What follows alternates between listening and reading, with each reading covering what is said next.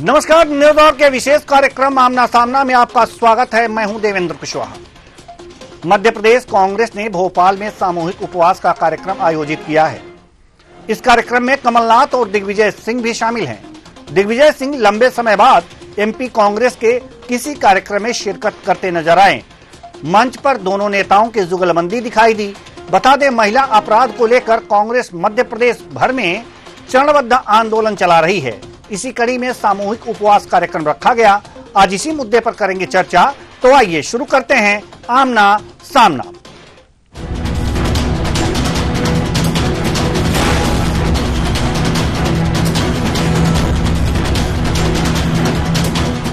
उपवास की राजनीति, कांग्रेस की उपवास राजनीति।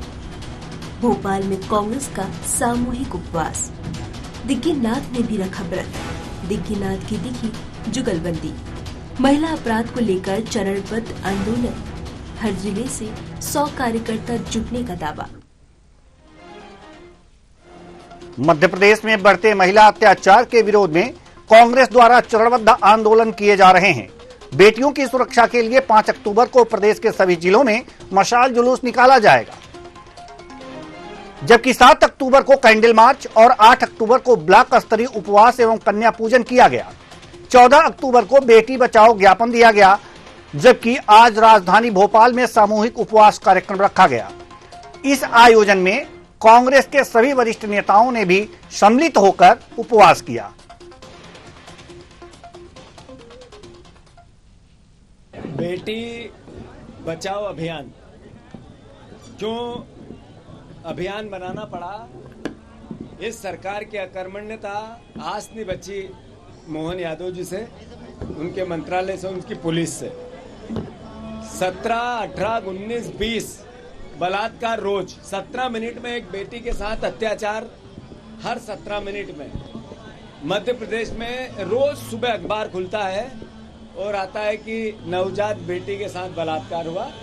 कभी टीचर ने कर दिया, कभी पड़ोसी ने कर लिया, कभी घर के किसी व्यक्ति का नाम आता है। अलग अलग तरीके से रोज यातनाएं आती है। तो इस नाते सरकार से आग्रह हमने कई बार किया, चिट्ठी लिख के किया, एजिटेशन करके किया, आंदोलन करके किया, पर इतनी मोटी चमड़ी की सरकार है, इतना भारी बहुमत दे दिया जनता ने, तो उन्होंने इस एहसास को जीना छोड़ ही दिया कि जनता की भी रक्षा करना है, बेटियों की भी रक्षा करना है। मोहन यादव का निकम्मापन, उनकी सरकार का निकम्मापन, गृह मंत्रालय का निकम्मापन ने मध्य प्रदेश को महिला सुरक्षा में एकदम जमीन में गाड़ दिया। वहीं कांग्रेस की ओर से बढ़ते महिला अपराध को लेकर किए जा रहे उपवास को लेकर कैबिनेट मंत्री विश्वास सारंग ने पलटवार किया है। सारंग ने कहा है कि मध्य प्रदेश में किसी भी दुष्कर्मी को बख्शा नहीं जाएगा। बेटियों और महिलाओं की सुरक्षा के लिए सरकार कटिबद्ध है। सुनिए। देखिए, मैं फिर रिपीट करना चाहता हूं, किसी भी दुष्कर्मी को बख्शा नहीं जाएगा। बेटियों और महिलाओं का संरक्षण और उनके जीवन को सुधारने के लिए हम कटिबद्ध हैं। यदि होंगी तो प्रशासन कार्रवाई कर रहा है। माननीय मुख्यमंत्री जी के निर्देश हैं, किसी को बख्शा नहीं जाएगा। तो किसी को बख्शा नहीं जाएगा, दुष्कर्मी को बख्शा नहीं जाएगा। सरकार का कहना है, कांग्रेस का कहना है, विपक्ष का कहना है कि बेटियों के साथ अत्याचार हो रहे हैं। हर 17 मिनट पर एक बेटी के साथ अत्याचार हो रहा है। सरकार सुन नहीं रही है। आज इसी मुद्दे पर हम चर्चा करेंगे। चर्चा के लिए हमारे साथ जो मेहमान जुड़े हुए हैं उनसे आपका परिचय करा दें। हिमानी सिंह जी, प्रवक्ता कांग्रेस, वंदना त्रिपाठी जी, प्रवक्ता बीजेपी, विनोद मिश्रा जी, वरिष्ठ पत्रकार। तीनों मेहमानों का बहुत बहुत स्वागत है हमारे इस कार्यक्रम में। चर्चा की शुरुआत हम हिमानी सिंह जी, प्रवक्ता कांग्रेस से करेंगे। हिमानी जी, कांग्रेस जो बेटियां हैं, बच्चियां हैं, उनके प्रति काफी संवेदनशील दिख रही है। उनके अत्याचार को लेकर के उपवास रखा है। वास्तव में क्या ये उपवास से पहले कांग्रेस ने सरकार को इसके लिए कुछ लेटर लिखा कि कुछ ऐसी व्यवस्था हो कि महिलाओं पर अत्याचार कम हो? जी, बहुत अच्छी बात है और मैं आपके चैनल का बहुत बहुत धन्यवाद देना चाहूंगी कि आपने ये स्वीकार किया कि कांग्रेस संवेदनशील दिख रही है। बिल्कुल, आप और हम सभी संवेदनशील हैं और गलत वर्ड बोल दिया मैंने। इसी क्रम में मुझे लगता है सत्ता पक्ष के लोग भी इस बारे में सोच रहे हैं, विचार कर रहे हैं और सबको इसके बारे में संवेदनाएं हैं। पर कहीं ना कहीं समाज को, राजनीतिक लोगों को, सत्ता पक्ष के लोगों को और ज्यादा प्रयास करने की जरूरत है। कुछ जागरूकता अभियान चलाने की जरूरत है, ज्यादा कड़े नियम बनाने की जरूरत है, प्रशासन को ज्यादा कड़े निर्देश देने की जरूरत है और इसके क्रम में लेटर से ज्यादा और भी बहुत सारी चीजें। अभी कुछ समय पहले ये नेता प्रतिपक्ष उमंग संगार जी मोहन यादव जी से मिले थे, उनसे इस बारे में चर्चा की थी और लेटर लिखे थे और समय समय पर इस बारे में सत्ता पक्ष के साथ बातचीत हो रही है। अच्छी बात है, बातचीत होनी चाहिए और सरकार को सुनाने के लिए जो तरीका आप लोगों ने अपनाया है ये भी अच्छा तरीका है, ये आपका अधिकार है। वंदना त्रिपाठी जी, हम आपके पास आना चाहेंगे। सरकार आपकी है, 20 साल से सरकार है, बीच में 15 महीने के लिए कांग्रेस की बनी थी, लेकिन फिर भी 20 साल से कह सकते हैं कि आपकी सरकार है। 17 मिनट, ये आंकड़े हम नहीं बता रहे हैं, न ही एनसीआरबी के आंकड़े बता रहे हैं। जीतू पटवारी जी ने कहा है कि 17 मिनट में एक बेटी के साथ अत्याचार हो रहा है मध्य प्रदेश में। अच्छी बात नहीं है ये, और संवेदनशील होकर के सरकार को काम करना चाहिए कि इस तरह की घटनाएं ना हो पाएं। सरकार कौन कौन सा काम कर रही है इसके लिए कि ऐसी घटनाएं ना हो?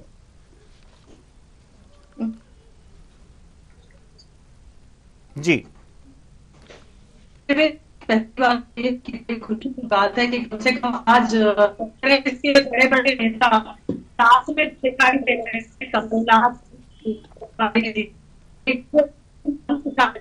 हैं। जी वंदना त्रिपाठी जी, आपकी आवाज प्रॉपर वे में नहीं आ पा रही है, तो हम पुनः आएंगे आपके पास और जवाब तैयार रखिएगा।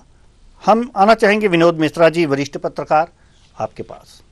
विनोद मिश्रा जी, कांग्रेस ने एक ऐसा मुद्दा उठाया है, बहन बेटियों का मुद्दा है, संवेदनशील मुद्दा है, और जो आंकड़े गिना रहे हैं जीतू पटवारी जी, 17 मिनट में एक बेटी के साथ, एक महिला के साथ अत्याचार होता दिख रहा है मध्य प्रदेश में।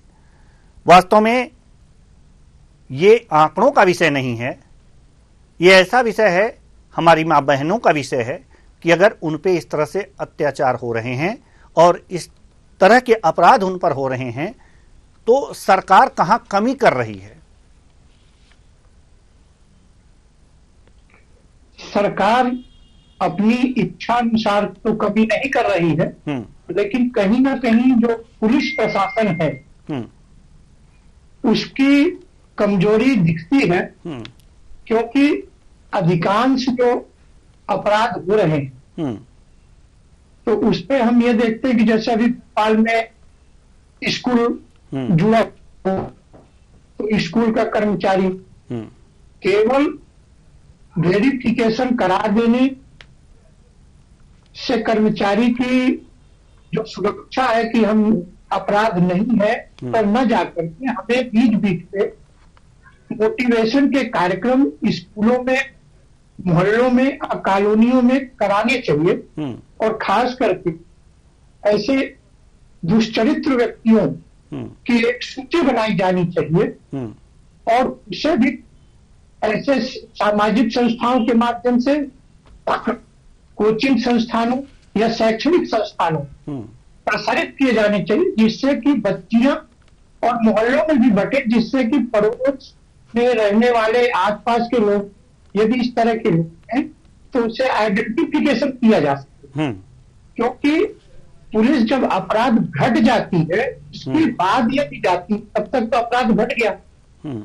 और दंड का जो प्रावधान है, देखिए कानून में दंड मिलने में जो समय लगता है वो एक लंबा समय हो जाता है और उस दौरान साक्ष्य यदि सही ढंग से प्रस्तुत नहीं हो सके तो एक तो वो रिहा हो जाता है और रिहा होने से पहले जमानत पर आ जाता है। तो कहीं ना कहीं आज भी एक आम नागरिक न्यायालय में जाकर बयान देने से बचता है ऐसे तो मामलों इसके अभाव में भी साक्ष्य जी तो ऐसे विषय पे जब हम देखते हैं तो 60-65% मुद्दे छूट जाते हैं। तो जो कानून का सही रूप से भय होना चाहिए वो नहीं हो पाता, तो इस तरह की विपरीत मानसिकता वाले अपराधी पनपते हैं। तो इस ओर सरकार से ज्यादा पुलिस को थोड़ा सख्त होना पड़ेगा और प्रचार प्रसार इतना हो कि महिलाएं, बच्चे, बच्चियां बच सके, मेरा ऐसा मानना है। वंदना त्रिपाठी जी के पास हम आते, लेकिन इस समय उनसे संपर्क नहीं हो पा रहा है। तो हिमानी सिंह जी, प्रवक्ता कांग्रेस, हम आपके पास आना चाह रहे हैं।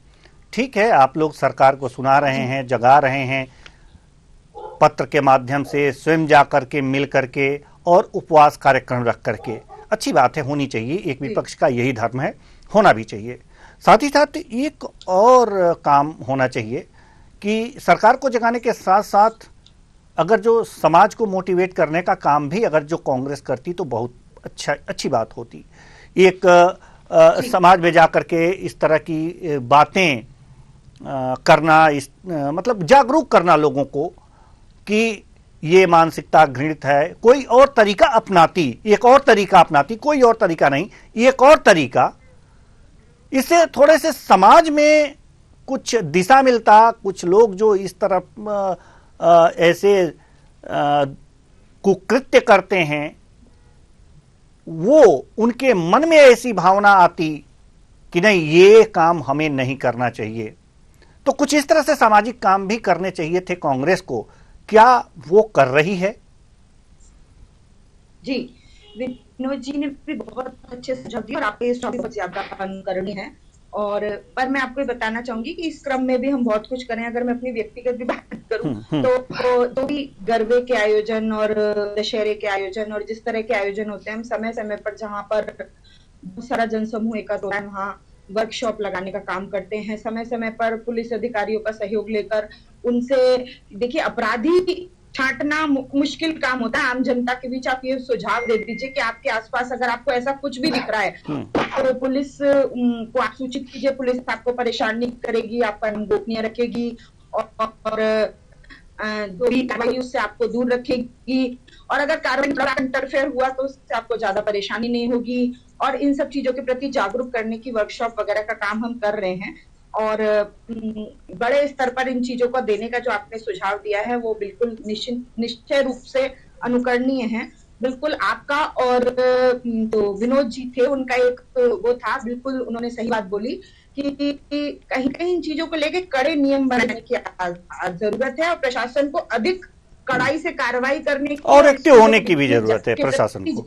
आप जो 17 मिनट के जो आंकड़े के प्रति आप जो नजर आए, तो मैं आपको बताना चाहती हूँ कि खाली बलात्कार होना एक महिलाओं के प्रति अपराध नहीं होता। कोई छेड़खानी की घटना हो वो भी महिला के प्रति अपराध है, उससे भी वो बहुत कुछ करने से पीछे हो जाती है।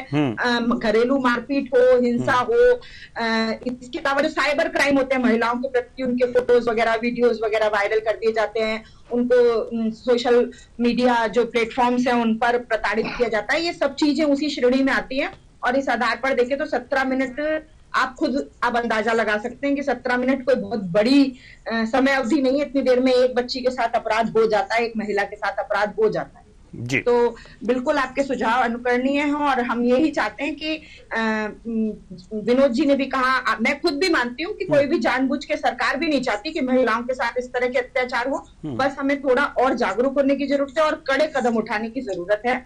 इसी का एक गांधीवादी तरीका है उपवास, जिसके माध्यम से हमने आज ये कोशिश की कि सभी लोग और ज्यादा जागरूक हो सके, जनता भी, सरकार भी, आप भी, हम भी। जी, वंदना त्रिपाठी जी, आप तक मेरी आवाज आ रही है? आ रही है जी। आप कुछ कहना चाह रही थी, किस प्रश्न का उत्तर दे रही थी हमारे, उसे आप पहले पूरा कर। देवेंद्र जी, जिस प्रकार से अभी माननीय वरिष्ठ पत्रकार जी ने कहा, तो मैं भी यही कहना चाहूंगी कि जो आज जो भी अपराध हो रहे हैं और आप लोग जो भी बातें कर रहे हैं, तो देखिए इसमें सरकार की सब गलती है ऐसा नहीं है ना। अगर कोई घर पर किसी बच्ची के साथ कोई उसका परिवार का सदस्य कुछ गलत कर देता है तो इसमें सरकार की क्या गलती है, आप बताइए। ये तो समाज मैं बता देती हूँ देवेंद्र, मैं बता दूं। सुन लीजिए कृपया, शुरू से आप ही बोल रही है डिबेट में, जरा मुझे भी मौका दे दीजिए हिमानी जी। ठीक है आपने बोला बता दीजिए तो मैंने कहा बता देती हूँ मैं। आप चिल्लाएंगी तो मैं और जोर से चिल्लाऊंगी, क्योंकि आज मंच पर जो लोग खड़े थे और जो बात कर रहे थे, वंदना जी बहुत अच्छी डिबेट को आप जहरीली बनाने का प्रयास कर रही हैं, बस और कुछ भी नहीं। सभी लोग बहुत सकारात्मकता से बढ़ रहे थे, अकेली आप नकारात्मक हो रही है। मुझे कृपया डिबेट में ना बैठाए करें देवेंद्र जी, तो दूसरे को बोलने का मौका ही नहीं देते। हिमानी जी के साथ अगली बार की डिबेट में नहीं बैठूंगी आपके जाति पे। नहीं, ऐसी कोई बात नहीं है। नहीं हिमानी जी, नहीं हिमानी जी, नहीं हिमानी जी, आप रखिएगा बात अपनी, रखिएगा हिमानी जी, आप अपनी बात रख लीजिएगा, लेकिन पहले वंदना जी को अपनी बात पूरी कर लेने दीजिए, उसके बाद आप अपनी लड़ क्यों रही है। ठीक है जी, वंदना जी अपनी बात रखिए। देखिए आज देवेंद्र जी जिस प्रकार से सब जो लोग दिखाई दे रहे हैं कांग्रेस पार्टी की ओर से, वो उनको देखिए आप कौन है, जो महिलाओं को चंचमाल कहते हैं कमलनाथ जी, जो महिलाओं को आइटम कहते हैं उमंग श्रृंगार जी, जो महिला यौन उत्पीड़न के आरोपी है जीतू पटवारी जी, जिन्हें महिलाओं में नस्ल चाटनी जो दिखाई देती है, ये लोग नारी की तरफ ज्यादा हस्ताक्षर तो यही है अपने आप में कि जो खुद महिलाओं के लिए एक बहुत बड़ा, जो लोग खुद अभिशाप बने हुए हैं वो महिलाओं को सम्मान करेंगे। इनसे तो डर लगता है खुद ही महिलाओं को, ये लोग क्या महिलाओं को सम्मान करेंगे। दूसरी चीज ये सरकार पर तो बहुत जोर जोर से चिल्लाते हैं, कभी इस बात को याद करते हैं कि इनकी पार्टी के कितने नेता बलात्कार के आरोपी रहे, कितने लोग लिखते रहे हैं यहाँ से लेकर अयोध्या चले जाइए, आप कन्नौज चले जाइए, संदेश खाली चले जाइए, हर जगह कांग्रेस पार्टी के नेता आपको बलात्कार के आरोप में लिप्त दिखाई देंगे। और आज ही कांग्रेस पार्टी नारी सम्मान की बात कर रही है, नारी अत्याचार की बात कर रही है, और जब इनकी पार्टी के नेता अत्याचार करते हैं, अब बलात्कार करते हैं, तब कांग्रेस पार्टी नॉन उपवास रख लेती है। लेकिन आज उपवास कर रही, उपवास नहीं करना चाहिए, प्रार्थना करना चाहिए, हमारे साथ साथ गंगा स्नान करना चाहिए लोगों को जाकर, खास करके कमलनाथ जीतू पटवारी और उमंग श्रृंगार जी को, उन्होंने महिलाओं के बारे में बोलने से पहले जरा भी नहीं सोचा कि किस पद पर बैठे हुए हैं, किस गरिमामयी पद पर बैठे हुए हैं। और उमंग श्रृंगार जी आज नेता प्रतिपक्ष बने हुए हैं, हेमंत इन पर तो आरोप लगे हुए हैं, कोर्ट में है, और आज ये लोग महिला नारी सम्मान की बात करते हैं, ये हमारे मुख्यमंत्री पर प्रश्न चिन्ह लगाएंगे।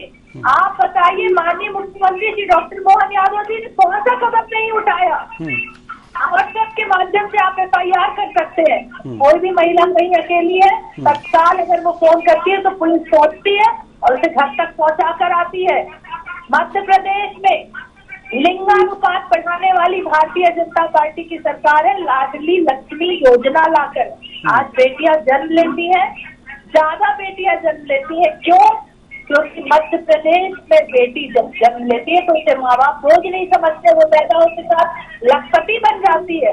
महिलाओं के संरक्षण, महिलाओं के जीवन को सुधारने का कार्य भारतीय जनता पार्टी की सरकार ने किया है। तो नारी सम्मान का भी कार्य भारतीय जनता पार्टी, आज हमने नारी शक्ति वंदन अधिनियम लाकर ये सुनिश्चित किया है कि हमारी महिलाएं, हमारी बेटियां ज्यादा से ज्यादा राजनीति में प्रतिनिधित्व करें। और ये हमें कांग्रेस पार्टी सिखाएगी कि हमें नारी सम्मान के लिए क्या करना चाहिए, हमें NCRT के आंकड़े दिखाएगी, तो हिमाचल के आंकड़े क्यों नहीं दिखाती, राजस्थान में जब इनकी सरकार थी तब के आंकड़े क्यों नहीं पेश करते ये लोग उन राज्यों के आंकड़े क्यों नहीं पेश करते जहाँ इनकी सरकार है, वहाँ बलात्कार नहीं होते क्या, इनके नेता बलात्कार नहीं करते क्या, इनके नेताओं पर कितने आरोप है, अभी निकाल के गूगल पे लिस्ट क्यों पूरी इनके जितने रेपिस्ट इनकी पार्टी में पनप रहे हैं, बड़े बड़े पदों पर आजमान है, कांग्रेस पार्टी की मुझे इस प्रकार की बातें शोभा नहीं देती। ठीक है। कांग्रेस पार्टी की जब सूची भी आती है तो उसमें एकमात्र महिला प्रत्याशी होती है, मात्र एक। सांसद के चुनाव में मात्र एक महिला प्रत्याशी। ये नारी को सम्मान दिलाएंगे। इनकी राष्ट्रीय अध्यक्ष अलका लांबा एक जिला पंचायत सदस्य को एक भरी सभा में बोलती है कि जूते मार कर भगाओ इसको। एक महिला का सम्मान नहीं करते इनकी पार्टी में। ये चले उपवास रखने, रखो उपवास, बिल्कुल रखो, प्रायश्चित करो, सब कुछ करो, क्योंकि आप लोगों ने नारी अपमान में पराकाष्ठाओं को सदैव हुआ है। आप लोगों ने नारी के सम्मान को हमेशा तार-तार किया है। आपके नेताओं ने नारियों की अस्मिता के साथ खेला है, कभी शब्दों के माध्यम से, कभी अपराध के माध्यम से, कभी उनका बलात्कार करके। एक छोटी सी बच्ची का अयोध्या में बलात्कार हो जाता है, कन्नौज में बलात्कार होता है। आप लोग डीएनए टेस्ट की मांग करते हैं और कहते हैं कि हम नारी सम्मान करेंगे। अरे क्या नारी सम्मान करेंगे? पहले आप लोग अपनी पार्टी के नेत्रियों की तो रक्षा कर लीजिए।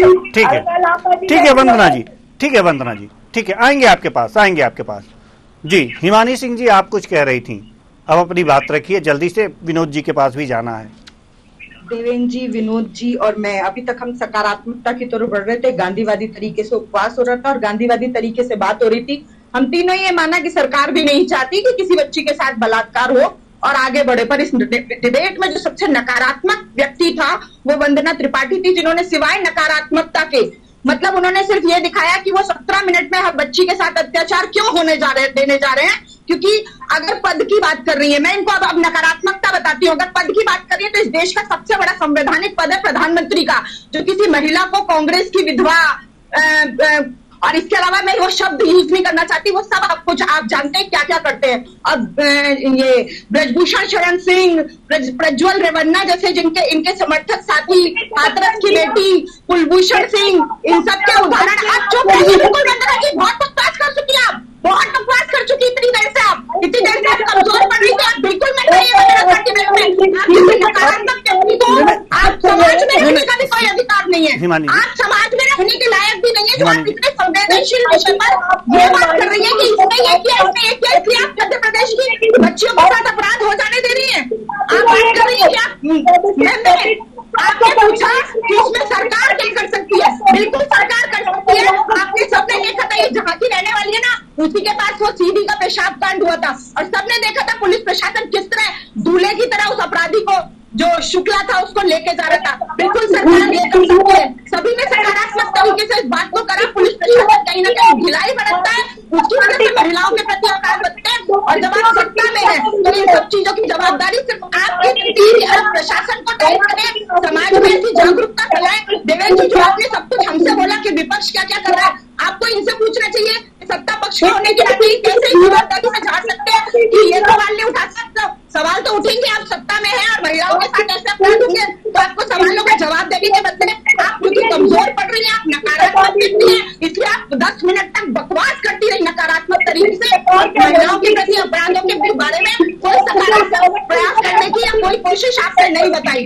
और आपने बिल्कुल ये भी नहीं बताया कि आप लोग किन किन चीजों में आगे जाकर ये सब चीजों को नियंत्रित करने का काम करेंगे। अपने बारे में 10 सेकंड भी नहीं बोल पाते हैं। और कोई भी ऐसे माता पिता को नहीं जानती है लाडली लक्ष्मी या लाडली बहना योजना का फायदा उठाते हुए अपनी बेटी के साथ छेड़खानी या बलात्कार के लिए उसको सड़क पे भेज देगा सिर्फ उन पैसों के लालच में। इन चीजों का आपको क्रेडिट लेने की जरूरत नहीं है। आप जो हो रहा है उसका जवाब दीजिए।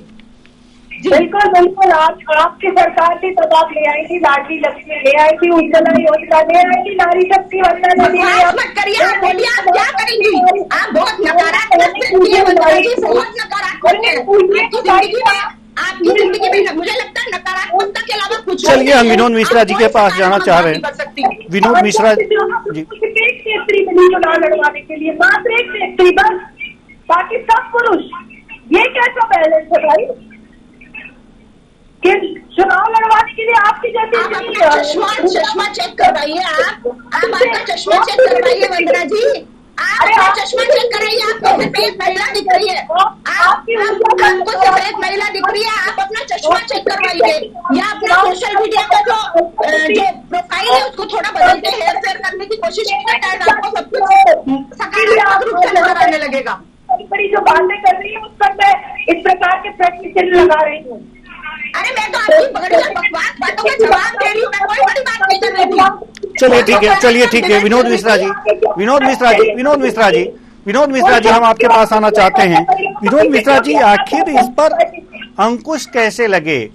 जो भी बेटियां हैं, जो भी हमारी बहनें हैं, जो भी महिलाएं हैं, अगर उन पे कुछ कुकर्मियों की दृष्टि पड़ती है तो इन पर अंकुश कैसे लगे?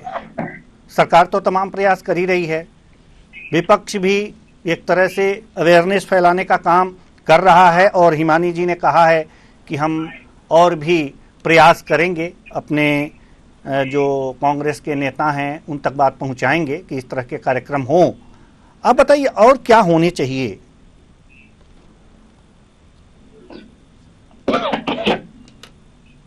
देखिए, महिला अपराध को यदि हम देख रहे हैं तो सबसे जघन्य अपराध वर्तमान स्थिति में जो मासूम बच्चियों के साथ हो रहा है, 3 साल, 2 साल, 6 माह, 8 माह तक की बच्चियों को नहीं छोड़ा जा रहा है, 7 साल।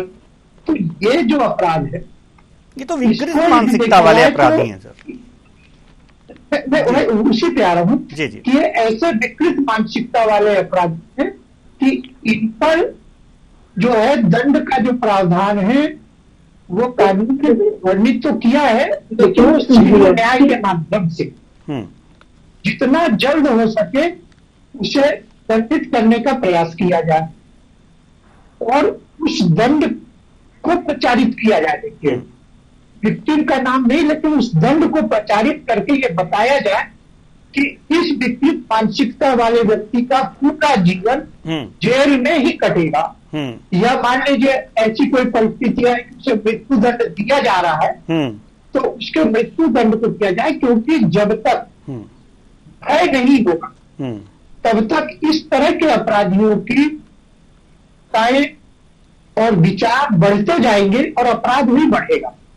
इसके अलावा फिर एक अपराध आता है जो एक हम उम्र वाले अपराध हो जाते हैं। तो उस हम उम्र वाले अपराध में देखिए, महिला को भी और पुरुष को दोनों को यह समझना होगा कि हम किस रास्ते पर जा रहे हैं, क्योंकि कई बार हम ये देखते हैं कि ऐसे अपराध आते हैं कि हम साथ में रह रहे थे, बाद में इस प्रलोभन के कारण अपराध हो गया, तो वहां महिलाओं को भी सचेत होना पड़ेगा कि हम जो कदम बढ़ाने जा रहे हैं, कई बार घर परिवार और ऐसे सदस्यों के हिदायतों को नजरअंदाज करके आगे बढ़ती है, तब हम वहां महिला की आजादी की बात को लेकर के अपने ही घर में विरोध करते और साल 2 साल बाद हम यह कह के आ जाते हैं कि हमारे साथ ठग करके या झूठे वादे करके ये अपराध कारित कर दिया गया। तो इस तरह के जो अपराध हैं इस पे महिलाओं को भी सजग होना होगा, और यदि उनके घर के परिजन जो कह रहे हैं उससे ये माने कि उनके लिए अच्छे के लिए कहा जा रहा है, तो इस तरह के जो चीजें हैं इस पर भी ध्यान देना चाहिए। तो पहले दे करके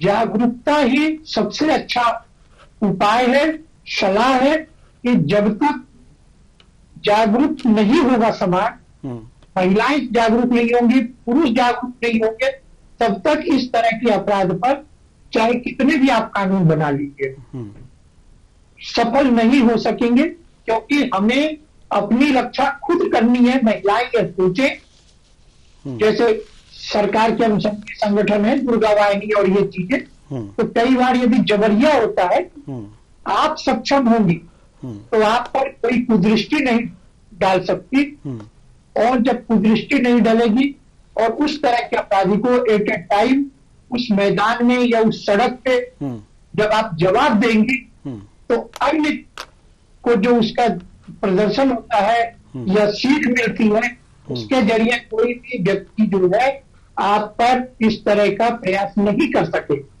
इस ओर ध्यान देना चाहिए।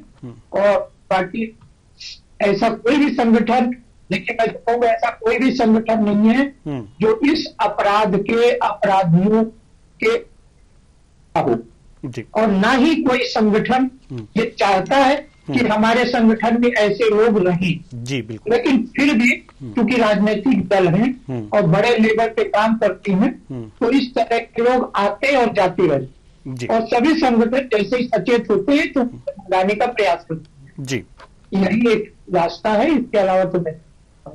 चलिए, चूंकि अब इस विषय पर चर्चा तो बहुत लंबी हो सकती है, लेकिन समय नहीं है। बहुत बहुत धन्यवाद सभी मेहमानों का, आप आए और अपने अपने विचार साझा किए। तो सियासी व्रत हो रहा है, इसलिए कि मध्य प्रदेश में महिलाओं पर अत्याचार हो रहे हैं। हर 17 मिनट में एक महिला अत्याचार की शिकार हो रही है, बलात्कार की शिकार हो रही है। कांग्रेस का यह कहना है कि हम ये व्रत इसलिए कर रहे हैं कि सरकार सुने, देखे, समझे, उसकी आंखें खुलें। लेकिन साथ ही साथ कांग्रेस से ये निवेदन भी है कि कुछ अवेयरनेस के कार्यक्रम भी चलाएं। जब तक समाज में रहने वाले लोग इस बात को नहीं सोचेंगे कि नहीं ये कुकृत्य है, ये हमें नहीं करना चाहिए, तब तक ऐसी घटनाएं घटती रहेंगी। ऐसे में सरकार के कान, नाक, आंख खोलने के साथ साथ विपक्ष का एक और दायित्व है जिसे उसे निभाना चाहिए। लेकिन सरकार का भी यह दायित्व है कि अगर सब शासन प्रशासन आपका है तो आखिर ऐसे अपराधियों में प्रशासन का खौफ क्यों नहीं है? क्यों हमारी 2 साल, 3 साल, 6 माह, 8 माह की बच्चियां इस तरह के कुकृत्य का शिकार हो रही हैं? यह सोचने वाली बात है। क्या मानवता मर रही है? क्या कुकर्मियों की संख्या बढ़ रही है? अगर बढ़ रही है तो इसकी जिम्मेदारी भी सरकार को लेनी होगी, सोचना होगा नए उपाय, नए तरीके। सिर्फ प्रशासन को सख्त करने से कुछ नहीं होगा, सरकार को भी जागरूकता अभियान चलाना चाहिए। साथ ही साथ बच्चियों को सशक्त बनाने के प्रोग्राम भी चलाने चाहिए। फिलहाल इस कार्यक्रम में इतना ही। मुझे दीजिए इजाजत। नमस्कार।